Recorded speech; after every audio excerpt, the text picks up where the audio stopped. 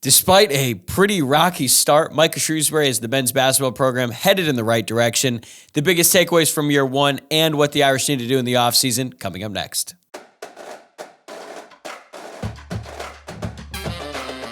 You are Locked On Irish, your daily podcast on the Notre Dame Fighting Irish. Part of the Locked On Podcast Network, your team every day. Welcome to Locked On Irish, your daily Notre Dame podcast. Today is Thursday, March 28th, and thank you for getting your day started right here by making this your first listen of the day. I'm your host, Tyler Wojciak. I graduated from Notre Dame in 2018, and now I'm a producer covering college football for Fox Sports. And this show is free and available on YouTube and wherever you get your podcasts. If you're watching along on YouTube, please like the video below and subscribe to the channel. Or if you're listening to the pod, please take a moment, rate the show 5 stars, leave a nice review, and subscribe. This episode is brought to you by Nissan. Are you the kind of driver that likes to push things a little further? Ever wonder what adventure could be around the next corner? Take the Nissan Rogue, Nissan Pathfinder, or Nissan Armada and go find your next big adventure. Check them all out today at nissanusa.com. We got men's basketball beat writer Tom Noie back on the show today to reflect on all the highs and lows of this past season in year one of the Micah Shrewsberry era. And then we look towards the future a little bit and discuss what Notre Dame needs to add in the transfer portal this offseason, our expectations for star recruit Sir Mohammed once he arrives on campus, and a whole lot more. Enjoy. It's great to have him back. Tom Noie from the South Bend Tribune is here to talk some hoops, and let's get right into it. Now that the first year of the Micah Shrewsberry era has come to an end and you've had some time to reflect, what is your biggest takeaway from this season? It's funny because you look at a team that goes 13-20 overall. First time in program history, they've lost back-to-back seasons of 20 losses or more.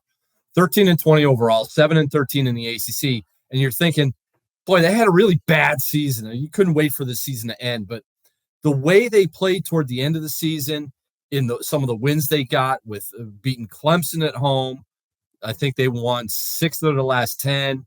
They won an ACC tournament game for the first time since like 2019. It was almost like they ended the season on such an upbeat note. You didn't want it to end. And it was a season where they had to take a step in the right direction, and you didn't think they were going to do that when they started 2-10 in the league and lost 7 in a row in January and just didn't look like they were a very cohesive basketball team. And you're like, man, this thing's going to take a bit longer than what you thought. But the way they ended, the way they were playing, the way you kind of saw everything fall into place, you thought, yeah, it's 13-20, 7-13. But I'd say it was a positive season. It was a good step. It was a needed step for this program. Now you have to do it again and again and again to get this program back to where it was in 2015-16.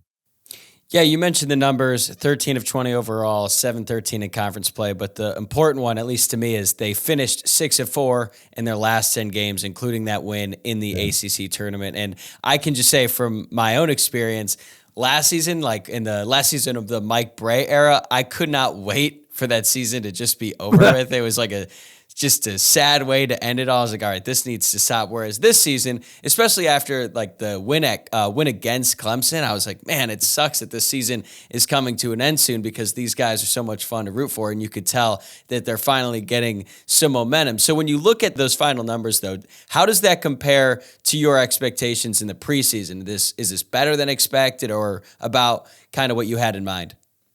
In the preseason, and you're going to think I'm full of it, but that's okay. I said they were going to go 7-13 or 8-12 in the league, just somewhere around that area. I thought they didn't have the talent and the cohesiveness and the culture to get to 10-10 in the ACC, but they were going to win more games than what last year's program did, based solely on the fact that Micah Shrewsberry was going to make sure they were going to win more games than last year, and that it kind of played out the way I thought it was going to play out. Not so from a scoring standpoint. Like, yeah, the rebounding numbers and the defensive numbers, all those were good. And God bless them for finally rebounding and defending. But come on, like, you can't score 59 and 41, whatever it was. I think I counted up. There were 13 games where they scored 60 points or fewer. And you're just not going to win, and you're not going to be competitive to the point where you need to be competitive by only scoring 61, 62 points a game. So I think I think offensively, it was kind of a shock that it was such a struggle for them. And especially not only the scoring numbers, but I was warned at the beginning of the season, look, it's not going to look like it did the last couple of years, the last decade with Mike Bray as far as assist to turnover ratio, where they took care of the basketball. I was warned time and again, this thing is going to get thrown all over the gym this year. Like, don't get caught up in the assist to turnover ratio numbers. Don't get caught up in the assist numbers.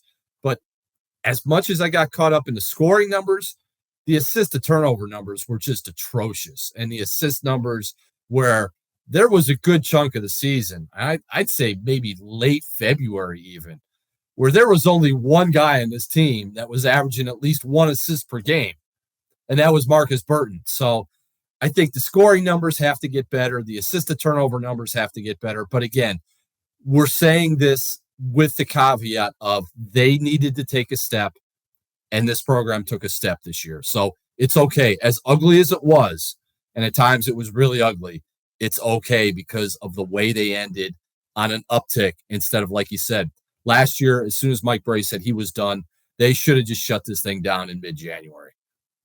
They effectively did. Right.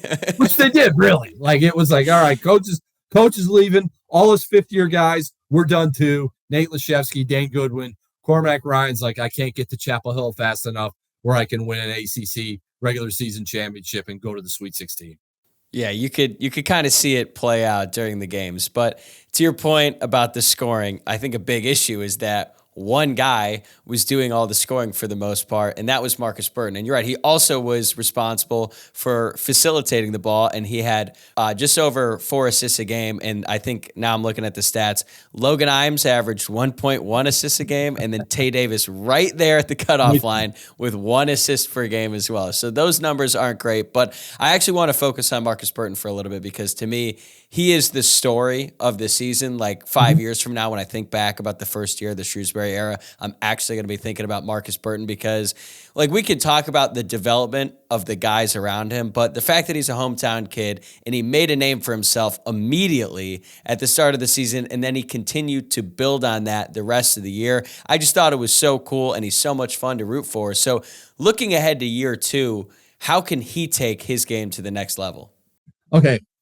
If you shot that entire coaching staff full of truth serum and said, be honest with us, what is Marcus Burton's role going to be as a sophomore? Not knowing what he was going to do as a freshman and being the rookie of the year in the ACC and leading the team in scoring and doing everything that he needed to do. I don't know if honestly this coaching staff wants Marcus Burton to be the Marcus Burton he was this year. Like, they've got Sir Muhammad coming in, and I think if they were being truthful, they want Sir Muhammad to be the prototypical point guard in this program, not Marcus Burton. So it's going to be kind of a catch-22 of where this program goes with Marcus Burton and Sir Muhammad, because I don't know if having Marcus Burton do everything he did this year. Now, look, he had to do what he did this season. Otherwise, his program would have been like 3-17 or 2-18 in the league. As this program moves forward and improves and gets better, I don't know if Marcus Burton needs to be the leading scorer, needs to be the leading minutes per game guy, needs to be the leading guy taking the most shots, needs to be the guy having the most assists. This team's going to look, and this program is going to look a little different, and hopefully Marcus Burton's going to look a little different because Sir Muhammad is, I believe, is the guy that's going to help facilitate what this Irish program, and especially offensively, can look like, maybe a little bit more than Marcus Burton. Like what we saw from Marcus Burton, yeah, that was great this year. Nobody's gonna take anything away from him from that point of view. But Marcus Burton was more the Marcus Burton he was his senior year of Penn High School this year than I think what he's going to be however many years he plays for Notre Dame. Yeah, I see your point. He had to do everything he did by necessity. Notre Dame just did not have another primary ball handler on the roster. I am a little bit surprised, though, that you said Sir Muhammad is, or at least Notre Dame expects Sir Muhammad to be traditional point guard, primary ball handler, because he's a big guy. He's like, what, 6'7", right? Or he's listed as 6'7". I never really know with the high school. If he's 6'7", he's at least no taller than 6'5". Okay, all right. So a little bit shorter than what he's listed as. And you think if they make Sir Muhammad the point guard, would that lead to a shift in offensive philosophy going into year 2? It depends on what other pieces they get out of the portal. I know we're jumping ahead because we're going to talk about the portal eventually, but we have to see what this roster looks like to say. And again, I have to see, and that's why I'm always hesitant to say, well, this freshman's going to do this and this freshman's going to do that, and that freshman's not going to play because he does. I have to see what these guys coming in look like on a college court with fellow college basketball players to say, okay, I see where Sir Muhammad fits. I see where Cole Serta fits. I see what Garrett Sunder can offer this team. So right now it's way too early in the process, but everything this coaching staff has talked about, and this was way before Marcus Burton became Marcus Burton. Everything the coaching staff talked about was wait until you see Sir Muhammad. I was told by one of the coaching staff, he's the first domino in everything we want to do as a program. So we'll see. Wow. That's really high praise. Do you think that he could have a Blake Wesley level impact in his freshman season? Do you think they think that highly of him? I don't know. I mean, again, when the coaching staff, when this class signed and the coaching staff came up in front of us and talked about each one of them, they talked about each one of them like they were a future lottery pick, and rightfully so. Like that's the way you talk up kids on signing day. No coach comes in on signing day and says our class really sucks. We don't like this guy. Maybe I kind of want a coach to do that one day. Be like, we missed on this one. And be like, you know what? These pieces don't fit. I don't know what we have. We have these scholarships. We have to give them to someone. So just from a basketball IQ standpoint, from a court vision standpoint, I think he's the guy that they really want as a point guard. So I don't know what happens with Marcus Burton. I don't know how the pieces fit. I don't know who else they're going to get out of the portal. If maybe somebody else goes portaling out of this program, you have no idea. But we'll see. But all indications is Sir Muhammad is the guy that they want for what this program wants to do. Like they don't want the point guard. They don't want Marcus Burton to average 18 points a game and also be the leading assist guy and be the leading shot taker and be the leading minutes guy. Like that's way too much. But he had to do all that stuff this year. And what he did was absolutely phenomenal. I just don't know if that's going to be the expectation from the coaching staff moving forward. Yeah, I totally get that. It's really hard to sort of make too many judgments about Micah Shrewsberry and like the type of offense and team he's trying to build, because so many things that he had to do is just a product of like, this is what I have. This is what we have to work with. So this is what we're going to run out there on the floor. Like I think the team that we saw this year, or at least the way that Notre Dame runs their offense and runs their defense, I think is going to look drastically different in like year 3 and year 4 of the Micah Shrewsberry era. But we've already kind of alluded to it. The transfer portal, for whatever reason, it opened up right as the NCAA tournament was getting going. So in a way, Notre Dame actually had an advantage by not making the tournament this year. It's kind of ridiculous how it all works. It's the same in college football too. But from what you've gathered, how aggressive has this staff been so far in looking to acquire talent via the portal? Again, I think it's still early, and as we're talking, I'm toggling over to look at the actual transfer portal right now. And as of now, there's 1,047 kids in the transfer portal. So, welcome to transfer portal season in college basketball. I think they know what they're looking for. They know who they're looking for, what kind of player they're looking for. So it's not like there's kids jumping in. And when you look at the portal, it's mind-boggling, because it's like Patrick McCaffrey 10 minutes ago, this guy 17 minutes ago, this guy 16 minutes ago. So I don't think from a Notre Dame standpoint they're monitoring the portal and looking at every single guy and writing down names of, ooh, this guy's in there, this guy's in there, hitting refresh. Oh wow, right. Look at that. Yeah, exactly, and that's what we're doing. That's what I had to do. It was a week ago Thursday when it was all of a sudden it was Alex Wade, and then it was Matt Zona, and then what's going to happen with Tony Sanders. I'm sitting there while the first round games are going on. I'm hitting refresh and refresh and refresh. I don't think Notre Dame's going to do that. I think they know they need to get 2 guys. They've got a specific skill set in mind and maybe some specific players in mind when it comes to a big and an FU type of wing where I can go get you 20 points without breaking a sweat, and I can go get to the line 12 times. Like, if you're looking at a wing, you look at a guy, not saying these guys are in the portal or they would look at a guy like this, but look at a guy like Cam Jones of Marquette and look at a guy like Blake Hinson of Pittsburgh. Just guys that are big, athletic, on the wing, can get to the basket, can shoot it with good percentages from distance. And on any given night, they can go get you 20 points without breaking a sweat. I think they need somebody like that. And if they find that, again, it opens up all different dimensions for this offense for a guy like Marcus Burton or Braden Shrewsberry or Sir Muhammad or whatever. But they need a wing scorer, number one. And then they also need a proven, experienced post player. Like, every time there's even like a shred of a possibility of a post player, somebody's thrown out there on a message board, Notre Dame should look at this guy. They should look at that guy. And then you look at the stats and say, well, he's 6'11", and he was a 4-star recruit, or he was a 5-star recruit. And you look at his numbers, and he's averaging 4 points and 3 rebounds a game. They already have that in Keba Jai. Like, they need a man.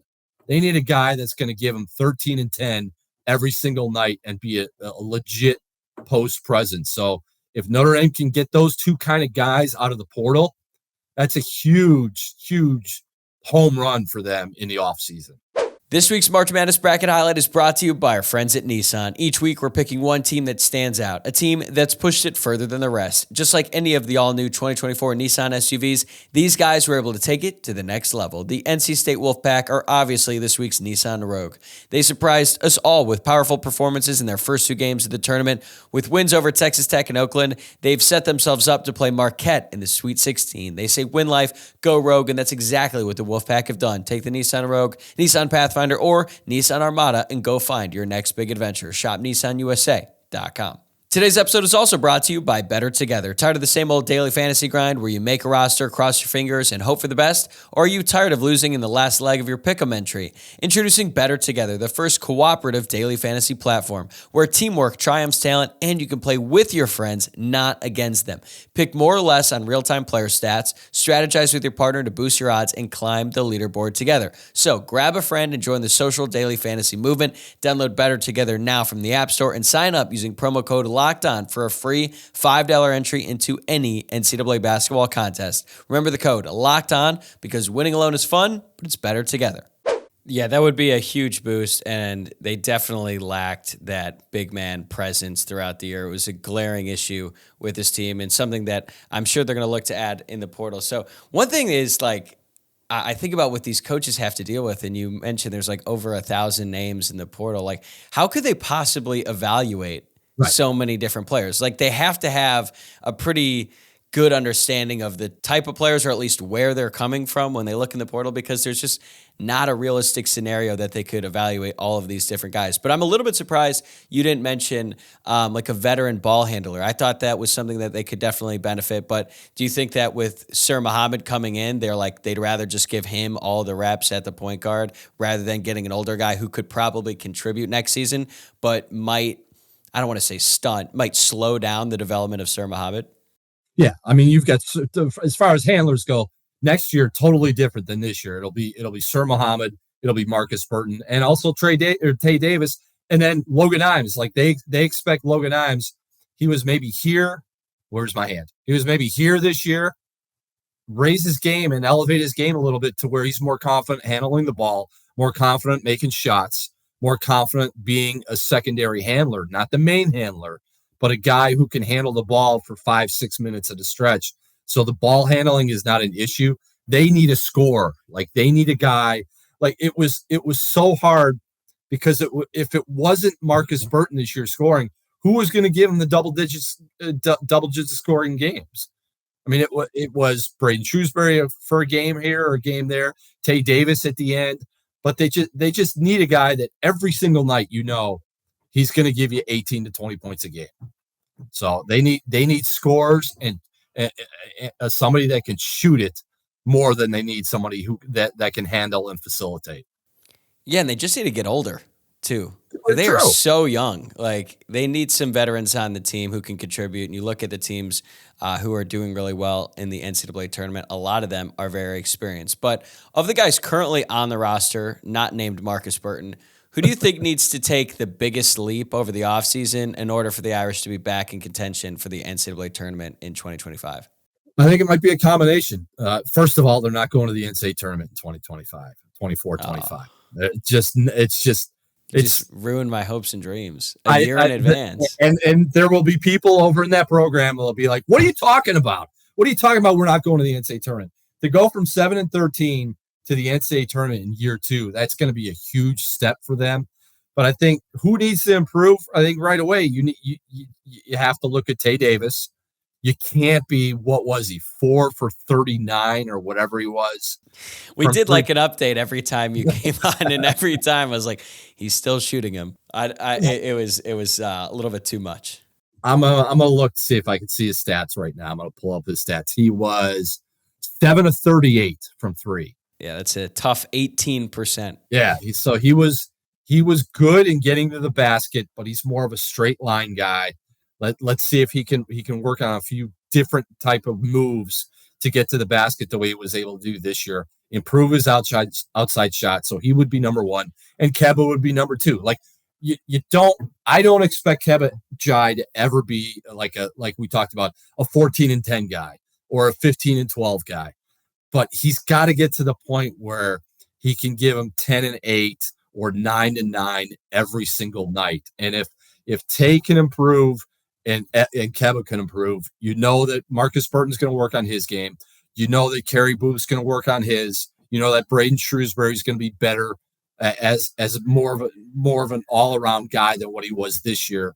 So they have pieces, but it's Tay and it's Keba right off the bat where you're like, all right, just go live in the gym, get reps, get better to where because again, you want to also put Kerry Booth in there, but Kerry Booth's going to be a sophomore. Like Tay and Keba are going to be upperclassmen. And as upperclassmen, not only do you have to be leaders because you're the old guys and you're the most veteran guys, but you got to do it on the court. And you've got to get something from the upperclassmen that they didn't get this year. Yeah, we talk about getting older. Kerry Booth is like 16. Like he college should basketball. he should still, and Micah Shrewsberry said it all the time this year, this should really be Kerry Booth's senior year in high school, and this should be Keba Jai's freshman year in college. Like, they all advanced and they moved up and they accelerated the process, but they're still so young, not from an age standpoint, but also a basketball standpoint. Like, there's so much stuff to work with Kerry Booth, but he's so young that he doesn't know what he doesn't know. I thought it was really exciting, though, when you would see the flashes, especially from Booth during, like, the second half of the season. You're like, oh, like, if he puts it all together, whenever that day comes, like, he could be the type of player that Notre Dame they don't really get that often. I wanted to ask about Micah Shrewsberry because you made a point, I think it was the last time you came on the show, that I thought was really interesting when you said that Micah Shrewsberry had as much to learn as the guys on his roster, and the way that he sort of approaches the rebuild, because he's so competitive. He wants to win every single night, but it was always going to be an uphill battle for him. And I think that once he kind of came to terms with it, you could see a shift in his philosophy. He definitely looked a lot happier on the sidelines and with the teams after the games. Now that the year from hell is behind him, now that he's gotten through that first season, how do you think he's going to approach year 2? And it honestly starts around this time. I think it'll be more of what he's used to, because the guys will be used to him. Like, again, when this whole thing started, and it was about right around this time a year ago, they had no idea. Micah Shrewsberry had no idea about these guys. These guys had no idea about him. There was only one guy, and that was Keba Jai, that had ever played for Micah Shrewsberry. So the expectation level on a day-to-day, from a practice standpoint, from a a cultural standpoint, from an effort standpoint. It was such a blank slate for everybody. Now that they've been through so much stuff, whether it was the Citadel game or the Marquette game or the Auburn game or the wins that they had, like Micah Shrewsberry can now go back to those specific instances and say, all right, remember when this happened and this is how we responded. Let's do that again. He couldn't do that at all this year. And I think that was so hard for him because it was something where he wanted to coach him. He wanted to coach him hard, but it was such a learning process where he had to pull back and say, all right, I can't do this and I can't do that because they're just not used to it yet. He'll be able to do that next year. And I think he'll be better for it. And this program will be better for it. Yeah, maybe I should have changed my stance when I said that the story of the season was Marcus Burton, because the one thing that still stands out to me is the Citadel press conference. It's funnier now that things got worked out. If things continued to get worse for Notre Dame, it probably wouldn't be as funny to look back on. But that was just really something that I haven't seen in a long time, just how animated and pissed off he was. But he does not win the award for the most pissed off coach this season. I think that goes to Rick Pitino when he basically just said, I am miserable coaching these guys. They all suck. And then they ended up finishing the season strong. So maybe there is something to that. But I got a couple more questions left before we let you go. So I did a mailbag last week, and I was asked a question that I'm going to toss to you. Can you give me your all-time starting 5 Notre Dame men's basketball players? Not just from the time that you were on the beat, just in program history. And I always have to couch any top 5 I do for Notre Dame men's basketball and say, I absolutely hate having to do this because somebody always, A, gets left out. Yep. And B, I actually hear from them and say, why did you do this? Or why didn't you pick me to do this? So it's like, it's so hard when it comes to shooters or scorers or guys that that are good with the media or guys that weren't good with the media. It's something I always end up leaving somebody out. And as the minute I give you the top 5, I'll be like, oh, you know what? Maybe I should have gone with this guy. So you asked me that 8 seconds before we started, and I wrote down 4 names in 5 seconds. Okay. 4 names. These are just absolute locks as far as I'm concerned. Austin Carr, Adrian Dantley, David Rivers, and Troy Murphy. Locks. You can debate this, you can debate that. It's really hard to debate any of those 4 for various reasons. Now the 5th guy is like a swing guy. Like it could be a scorer, it could be a guy who is a guard or a power forward or a center or a guy who's in the rafters for the Ring of Honor. But I'm going with a guy who, without him, the two of the biggest seasons for Notre Dame men's basketball never would have happened, with his leadership and his drive and his unwillingness to settle for anything but wins. So my 5th guy would be Austin Carr, Adrian Dantley, David Rivers, Troy Murphy, and Pat Connaughton. Okay. We're pretty similar. I really went back and forth a lot about putting Grant and Connaughton because it was like I have to have one of them on my team. And it might be biased because that's when I was a student. It was so fun watching them play together, and especially Pat. I just loved his game. So I've got Pat in there as well. He was my 5th guy. So mine was Dantley, Carr. I put Luke Herringody in there. Again, that might also be biased because that was when I was a lot younger. I was really getting into Notre Dame hoops, and he was just so good. And not only was he good, he always played great against Louisville, which is important for me because that's where I'm from, and I was dealing with all my friends. Right. So there was a special attachment to Herringody. I've got Chris Thomas and Pat Connaughton. So probably as soon as I posted that, people were like, you left off Rivers. And I was like, yep, that's tough. So I empathize with you, but that's the 5 that I'm going with. We're actually pretty similar. Yeah, and the whole Connaughton Grant thing, it's almost like you always, whenever you talk about 2014-15, it's not Pat Connaughton or it's not Jaren Grant, it's Pat and Jaren. Like they are so linked to what they did in 2014-15 with the ACC Tournament Championship and the run to the Elite Eight that you can never talk about just one without talking about the other. And they both had so many signature moments, too. Like Pat had the block against Butler, the dunk against Kentucky. Grant had his shot against Kentucky as well. He had his dunk against Georgia Tech. when he single-handedly came back against Louisville. Like, they just have such accomplished careers. I'm glad that we've got at least one of them in there. So last question now. You've also been covering the women's basketball team throughout their run. They've made it to the Sweet 16, and if they get past Oregon State, and that is a big if, I don't want to act as if that's an automatic win by any stretch here, that would set them up for a date against the top-ranked and undefeated South Carolina Gamecocks. What would the Irish have to do in order to pull off that upset?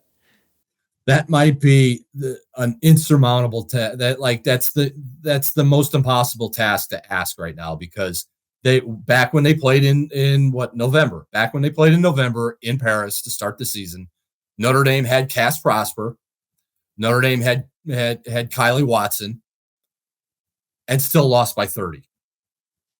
They will not have Cass Prosper. They will not have Kylie Watson in an Elite Eight game against the South Carolina team that has not lost. I said when Notre Dame played Kentucky, when Kentucky was 37-0 that night in Cleveland in 2015, if Notre Dame won that game, that would be the biggest win in Notre Dame men's basketball program history. Digger Phelps didn't agree with me. Digger Phelps would be calling my cell phone as I was doing a live television interview when I said that. This might be, if Notre Dame women beat South Carolina, that would surpass Notre Dame beating UCLA for men's basketball. I know, Digger, you don't want to hear that, but basically a six-player Notre Dame women's team beating that juggernaut.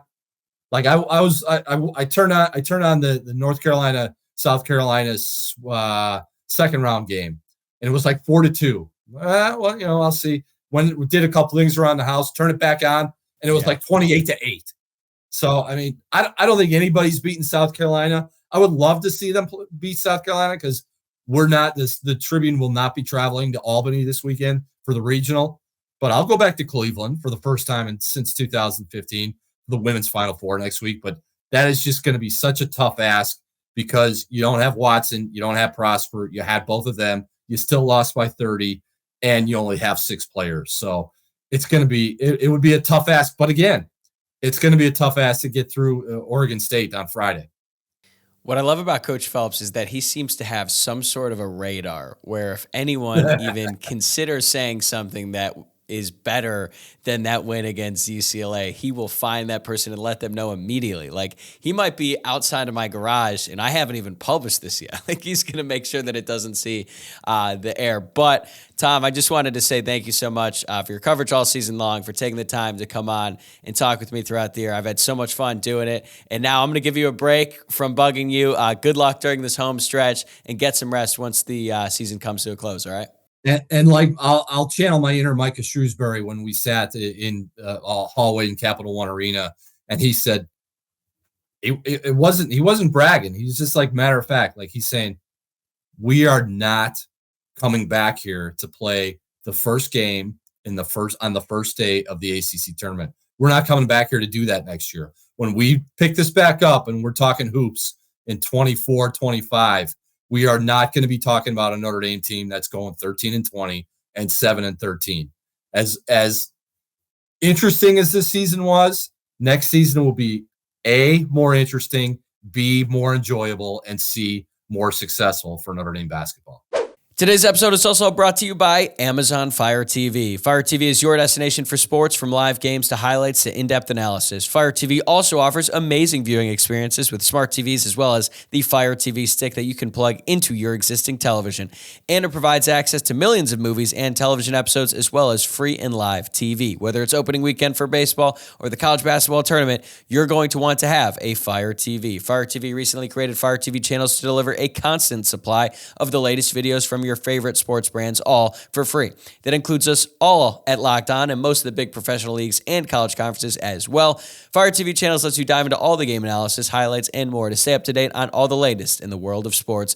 Not to mention great news, entertainment, gaming, travel, and cooking videos as well. If you haven't checked out Fire TV channels, you should. Trust me on this. Check out Fire TV channels on Fire TV and Alexa devices. To learn more, visit www.amazon.com/LockedOnFireTV.